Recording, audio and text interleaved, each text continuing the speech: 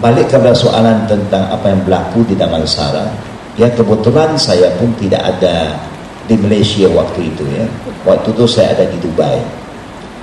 Saya ada conference tentang Ramadan Majlis di Dubai. Bila saya balik, saya follow up lah tentang apa yang berlaku. Pada hakikatnya semua agama suka pada kebaikan. Fitrah manusia suka kebaikan. Orang Nasara yakin dia betul, dan dia kena juga menyelamatkan orang lain. Macam kita yakin kita yang betul, kita kena berdakwah dan selamatkan orang lain. Tapi kita tidak jalankan dakwah. Dia percaya dia betul, dia pun rasa kewajipan dia untuk mengajak orang lain supaya masuk agamanya. Imam melalui approach kebajikan, memang that is the best approach. Itulah dia guna approach yang terbaik, menolong orang dulu. Kalau orang susah, hilangkan kesusahan dia dulu. Kalau dia lapar, hilangkan kelaparan dia dulu. Baru kita pelan-pelan kita ajak dia kepada yang baik. Itu memang matlamat daripada hakikatnya. Kalau kita pun begitu juga, kerana itu juga ajunan agama kita, berbaik-baik dengan orang lain. Cara yang paling selamat, kita umat Islam, kita harap kita mesti jadi umat yang suka kepada kebajikan, umat yang suka menolong orang lain, bukan orang Islam saja.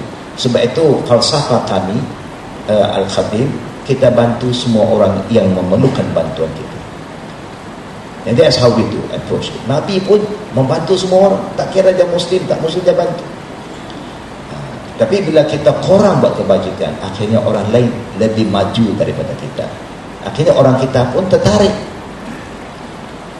Satu lagi yang saya nak maklumkan sedikit tu, keluarga saya semua orang ahli kitab.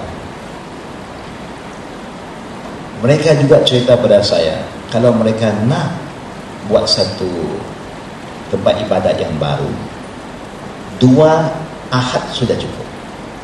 2 kali dia bertemu dengan masyarakat dia, macam kita 2 Jumaat lah, dia 2 ahad, dia boleh kumpul minimum 2 juta ringgit. 2 juta. Kita nak kumpul berpuluh ribu pun berpeluh kita.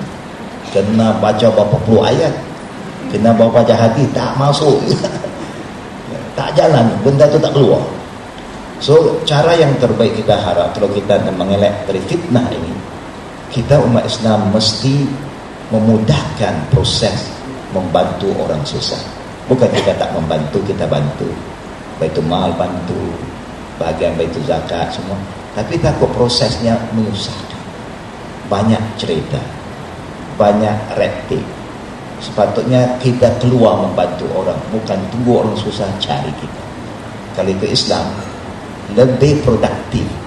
Kalau kita yang kenal pasti mana orang susah, kita ada kelebihan, kita bawa, hantar, bagi pada mereka, supaya dia ada izzah, dia rasa aktif, dia rasa mulia. Bila datang, dia datang minta, dah hilang, jatuh standard. Dia rasa dia yang minta, tapi paling baik kita tahu dia susah, kita yang memberi dulu. So I hope insyaAllah kalau kita dapat menjadi proaktif, buat kebajikan, berdakwah, saya yakin fitnah ini akan berkurangan, akan berlaku juga. Maaf saya cakap ya, hatta orang Buddha sekarang dia very active. Mana ada bencana alam, nampak dia tu. Where is the Muslim? Kenapa kita nak halang orang buat kebaikan? Boleh tak boleh orang Islam terima bantuan dari orang tak Islam? Islam tak larang. Kalau susah ada orang nak bantu, ambil. Islam tak kata, oh tak boleh, you kena masuk Islam dulu. Tidak. Wa ta'awanu 'alal birri wa taqwa. Bantu membantu yang baik. Kalau dia yakin dia baik, dia akan bawa kita ke arah tu. Kita yakin kita baik, kita kena bawa dia ke arah kita. That's how it goes. Tapi kita perlulah ya, hati-hati dalam isu ini. Jangan terlalu sensitif and terlalu emosi yang menghadapi suasana itu. They have their right membuat kebajikan. That is their right.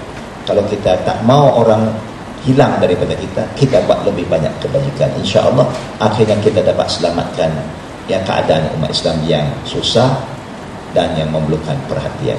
Jazakallah khair. Jawapan